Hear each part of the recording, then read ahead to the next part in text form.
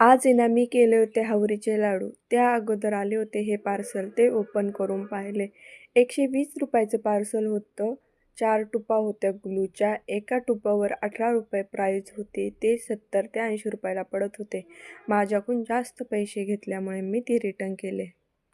त्यानंतर घेतले मी हावरीचे लाडू करायला. सगळ्यात आधी शेंगदाणे मंद आचेवर खमंग होईपर्यंत भाजून घेतले. त्यानंतर हावरी ही मंद आचेवर तडतडेपर्यंत चांगली भाजून घेतली.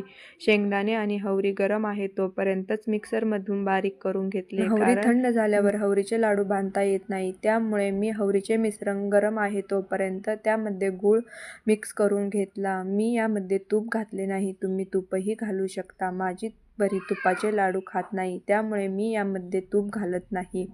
लहान मुलांसाठी हावरीचे लाडू खूपच पौष्टिक असतात.